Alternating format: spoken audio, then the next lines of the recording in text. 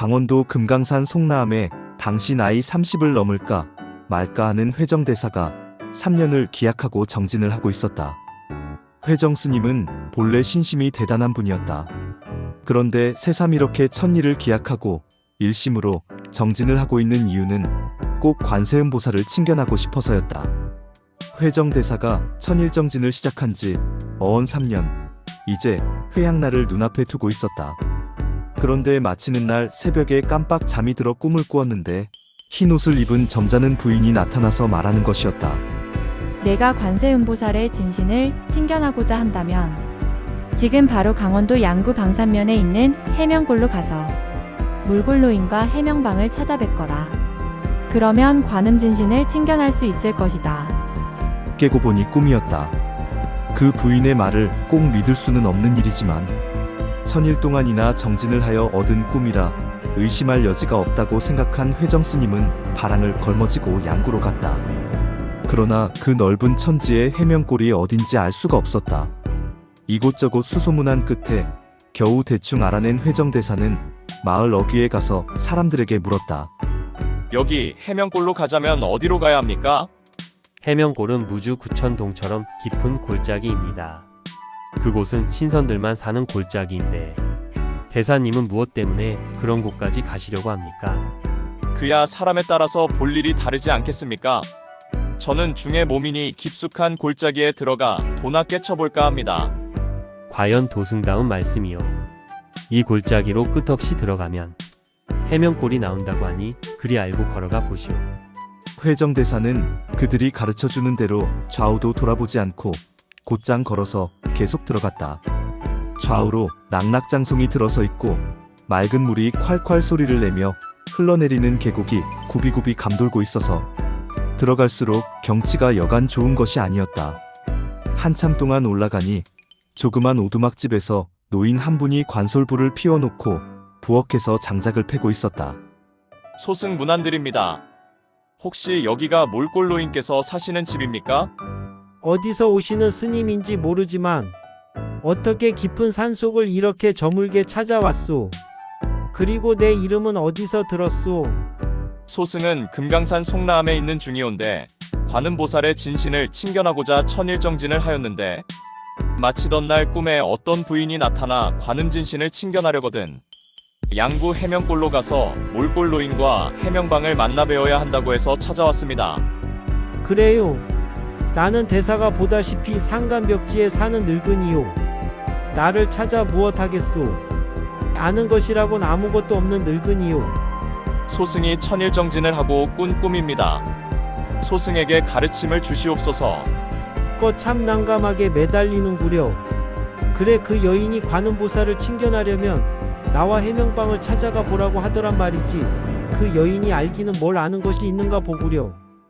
하여튼 여기까지 오느라고 힘들었을 테니 우선 좀 앉게나. 회정대사는 마루에 걸터 앉았다. 그리고는 이 노인이 바로 몰골노인이라고 확신한 그는 해명방은 어디에 계신지 궁금하여 사방을 둘러보아도 사람이라고는 그림자도 보이지 않았다. 혹시 산에 갔을까? 산에 갔다면 늦은 이 시각까지 아니 돌아올 리도 없고 궁금하여 견딜 수 없었다. 하여 몰골노인에게 여쭈었다. 그런데 해명방 어른은 어디에 계십니까? 해명방 어른은 저기 보이는 산 너머에 계시네. 저물었으니까 내일 아침에 가도 넉넉하니 오늘은 여기서 자도록 하게. 그리고는 바랑을 들어 방 안에 던지고 들어가라고 하는 것이었다. 회정대사는 노인이 시키는 대로 방으로 들어가 앉았다. 방 안은 매우 지저분하였다. 노인은 회정대사에게 도토리 범벅 같은 것을 한 그릇 갖다 주었다. 여기는 이런 것밖에 없으니 이것이라도 먹고 시장기를 면하시오. 회정대사가 그 노인을 자세히 바라보니 얼굴은 80세도 넘어 보이는데 근력은 상당히 건강해 보였다. 그런데 추악이 짝이 없어서 눈물과 콧물이 줄줄 흐르고 손도 몹시 지저분하였다. 또 옷도 언제 빨아입었는지 때가 찌들어서 반질반질하였다. 그것을 보니 그만 도토리 범벅을 먹고 싶은 생각이 뚝 떨어졌으나 너무나 배가 고파 먹고 잠이 들었다. 회정대사가 잠에서 깨어보니 벌써 환한 아침이었다. 노인은 밖에서 역시 도토리 범벅을 만드는 모양이었다. 젊은 사람이 웬 잠을 이렇게 늦도록 자는가? 어서 일어나서 세수하고 조밥 먹을 차비를 하게. 회정대사가 얼른 일어나서 방문을 열고 나가 세수를 마치자 노인이 물었다. 그대가 해명방을 찾아가겠다고 하였지? 네, 그렇습니다. 해명방을 찾아가려거든 저기 보이는 저 산을 넘어가시오. 저 산봉우리만 넘어서 계곡으로 내려가면 될 것이오.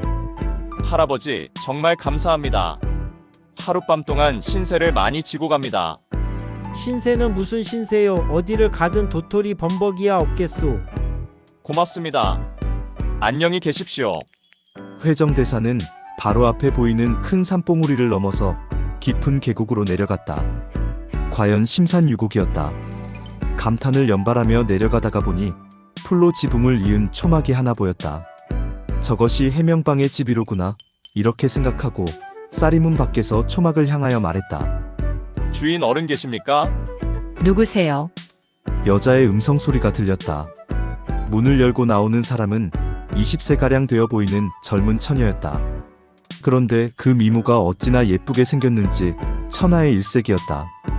회정대사로서는 그야말로 난생 처음 보는 미인이었다. 말이 잘 나오지 않았다.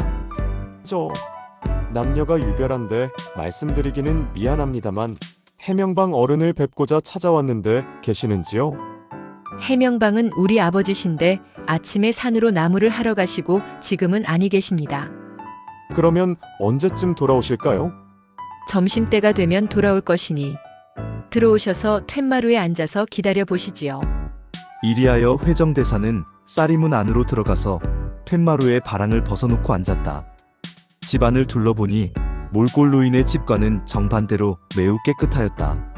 스님이신 모양인데 어쩐 일로 우리 아버지를 찾아오셨습니까? 그것은 아버지를 배워야 말을 할 수 있습니다. 아버지가 나요. 내가 아버지나 마찬가지인데 숨길 이유가 무엇 있습니까? 대관절 스님의 이름은 무엇입니까? 나는 회정이라고 합니다. 규수의 이름도 알고 싶군요. 아버지가 보덕이라고 지어주셔서 남들이 보덕각시라고 부릅니다. 보덕각시, 참 좋은 이름이군요. 스님은 어느 절에서 오셨습니까? 나는 본디 금강산 장안사 중인데 근년에는 송라암에 있다가 관세음보살의 진신을 배우고 싶어서 여기까지 찾아온 것입니다. 신심이 장하시군요.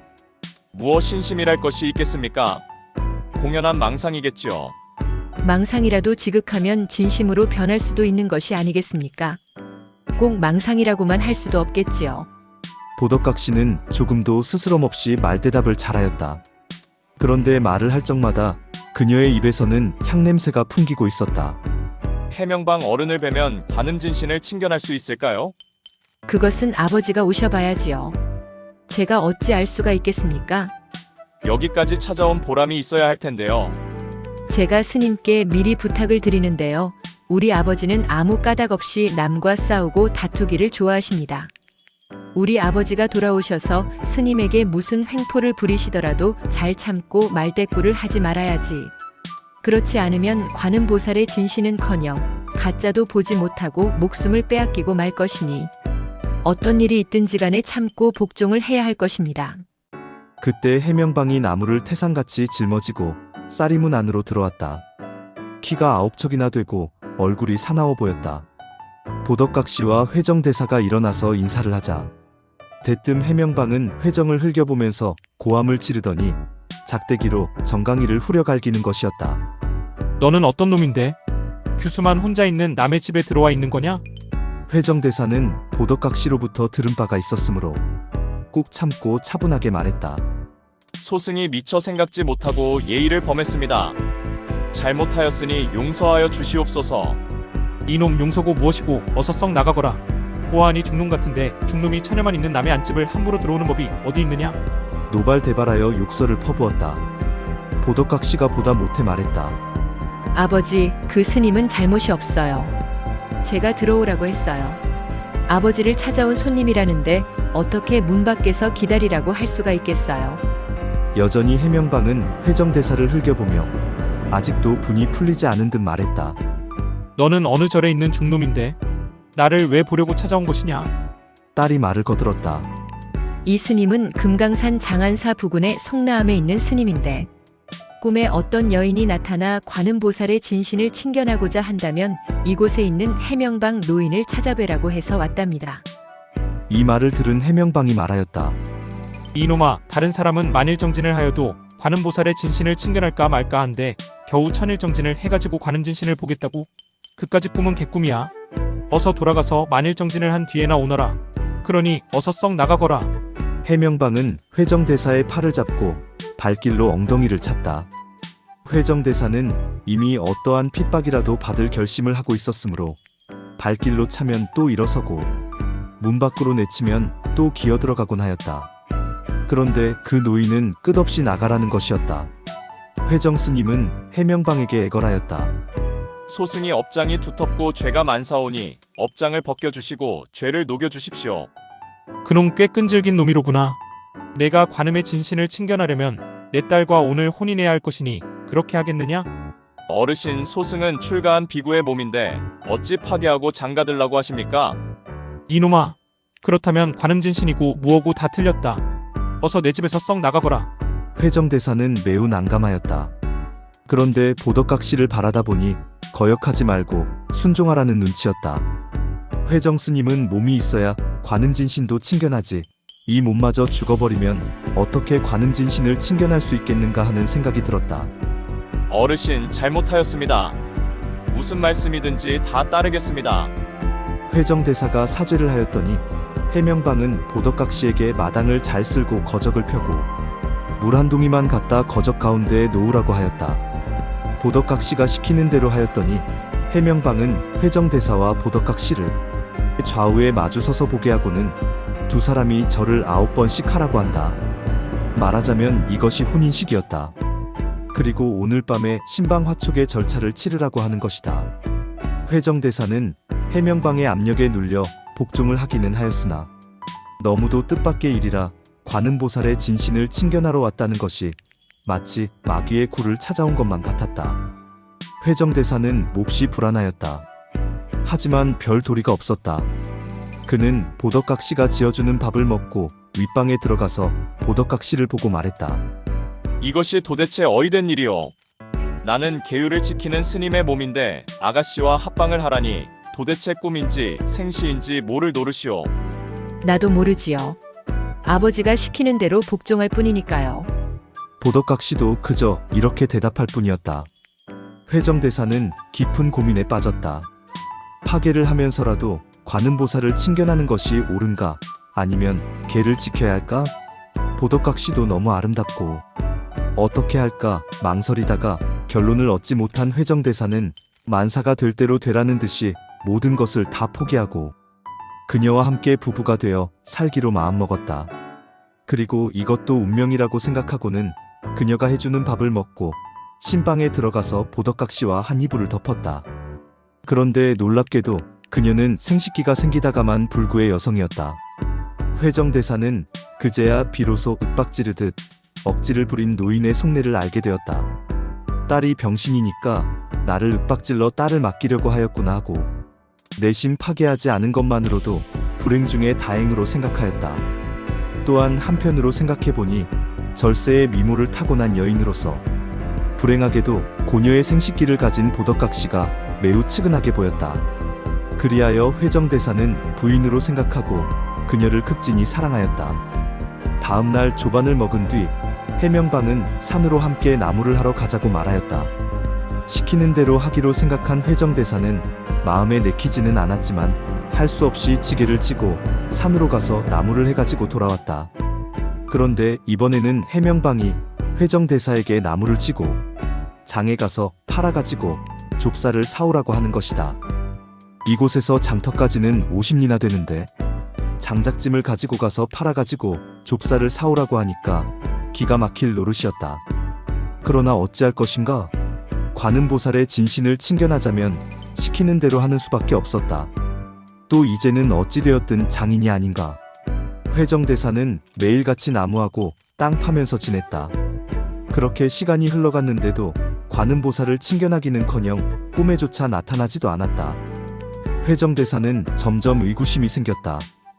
그가 이곳에서 47일 동안 있으면서 매일같이 한 일이라고는 오로지 산에 가서 나무를 해가지고 와서 도끼로 쪼개 장작을 만들어 이틀이나 사흘에 한 번 꼴로장에 가서 그것을 팔아 족사를 사오는 것이 일과의 전부였다. 회정대사는 따분하고 갑갑하여 날마다 해명방에게 물었다. 빙장 어른, 관음보살의 진신은 언제쯤 친견할 수 있겠습니까? 관음보살을 친견하는 것이 그렇게 식은 죽 먹기처럼 쉬운 줄 아느냐? 여기서 한 10년은 살아야 배울지 말지하다. 잔소리 말고 꾹 참고 나와 같이 나무 장사나 하자. 이 말을 들은 회정대사는 더 이상 참고 있을 수가 없었다. 그래서 이곳을 떠날 생각으로 해명방에게 이렇게 말했다. 빙장 어른, 제가 오늘은 속가 집에 좀 일이 있어서 며칠 다녀와야겠습니다. 그러자 해명방은 눈치라도 챈 듯이 힐끔힐끔 쳐다보았다. 왜? 100년이나 살 것 같이 하더니 벼랑간 떠난다고 하느냐? 아주 떠나는 것이 아닙니다. 그냥 울적하고 고향 생각도 나서 한번 다녀오려고 합니다. 그렇다면 가보아라. 몰고롱인가 문수인가 하는 늙은이가 공연히 이곳을 가르쳐 주어서 어수선하게 왔다 갔다 산란만 피우게 하였구나. 회정대사는 보덕각시와 헤어지는 것이 영 마음에 내키지 않았지만 인연의 한계라고 생각하고 내심 작별 인사를 하고자 방으로 들어갔다. 여보, 보덕각시, 내 오늘 집에 일이 있어 갔다가 며칠 후에 돌아오겠소. 내가 돌아올 때까지 부디 잘 있어 주오. 먼 길에 몸 조심하셔서 잘 다녀오세요. 뜻밖에도 보덕각시는 담담한 표정으로 애처로운 기색이라고는 전혀 찾아볼 수 없었다. 그러나 막상 떠나려고 하니 그녀의 아리따운 미모와 해박한 지식, 성품, 그리고 고상한 태도가 인상적이어서 차마 발길이 떨어지지 않았다. 그러나 한평생을 산골에서 자식 하나 없이 나무 장사만 해먹다가 죽을 바에는 차라리 떠나는 것이 좋겠다고 생각하였다. 보덕각시, 또 생각이 나면 돌아오겠소. 그동안 아버님 모시고 잘 있어 주시오. 보덕각시도 눈치를 챈 모양이었다. 내 걱정은 하지 마시고 잘 가세요. 다시 찾아오지 않아도 좋습니다. 그리고 세상으로 돌아가서 참한 여자가 있거든 장가들어서 유자생녀하고 잘 사세요. 보덕은 더욱더 차갑게 말하면서 눈물이라고는 손톱 끝만치도 흘리는 법이 없었다. 회정대사는 참 이상한 여자도 다 있구나. 내가 귀신에게 홀렸다가 가는 것인가 하는 생각도 들었다. 이왕 세상 밖으로 나가는 길이니 가는 길에 몰골노인에게 인사나 하고 가야겠다고 생각하고 제를 넘어서 몰골노인의 집으로 찾아갔다. 그래, 해명방도 찾아보고 관음보살의 진신도 친견하였느냐? 해명방은 배웠지만 관음진신은 친견하지 못하고 갑니다. 이 박복한 중아, 내가 가면 어디로 간다는 것이냐? 이 못난 거사, 그 해명방은 보현보살이요 보덕각시는 관세음보살의 진신인데 그녀와 부부가 되어서 47일이나 같이 한 방에서 지냈으면서도 관음보살의 진신을 못 보고 그냥 간다고 하느냐? 회정대사는 깜짝 놀랐다. 아, 이럴 수가. 이게 어찌된 일인가?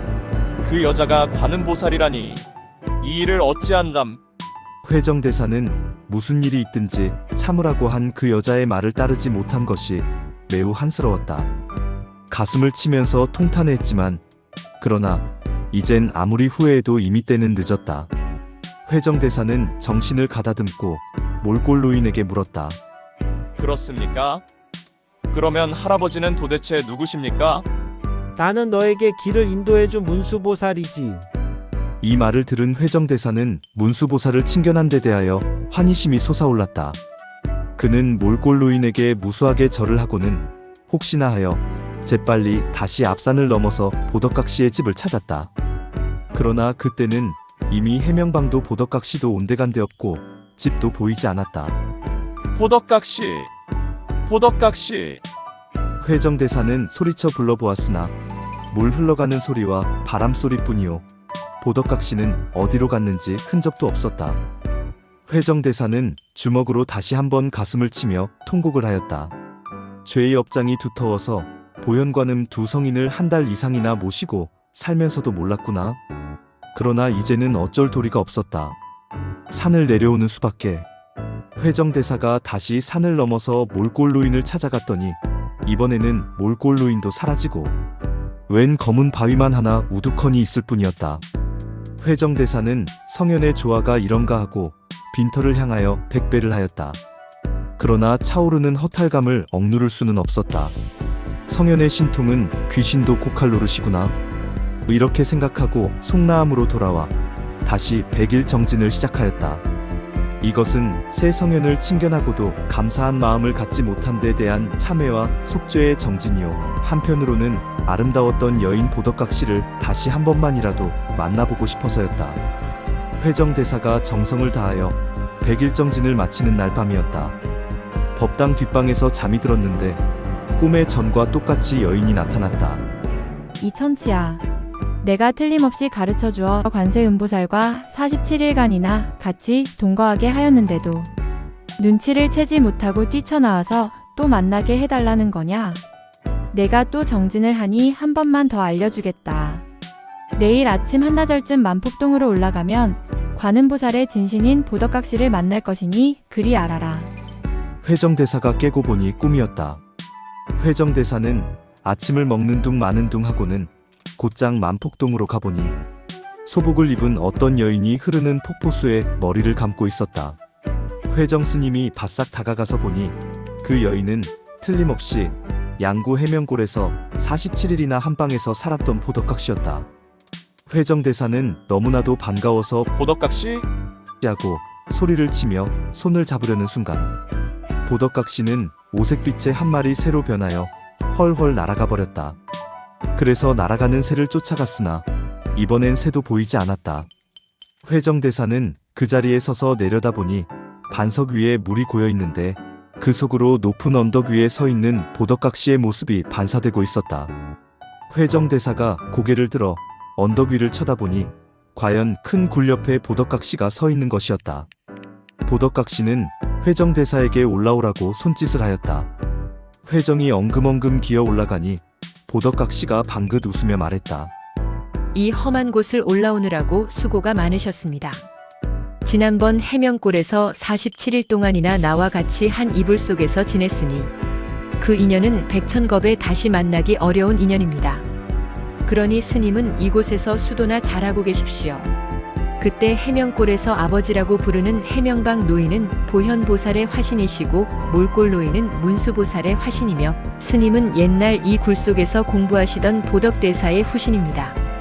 그러므로 이 석굴 속에는 스님이 공부하실 때 사용하던 경책과 유물들이 그대로 남아 있습니다. 스님이 이곳에만 오래 계시면 내가 종종 현신을 할 터이니 그리 아십시오. 보덕각시는 다시 사라지고 말았다. 회정대사가 그 굴 속으로 들어가 보니 과연 경책과 닭이, 향로 등의 유물이 남아 있었다. 회정대사는 바위 위에 상주진신 관자재 보덕이라는 글귀를 새겨놓고 그 앞에 초함을 짓고 300일 동안이나 정진하였다. 회정대사는 그 뒤 강화도로 와서 보문사를 창건하였다. 강화도 보문사도 역시 관음기도 도량으로서 법당이 보덕굴과 마찬가지로 큰 굴 속에 있다.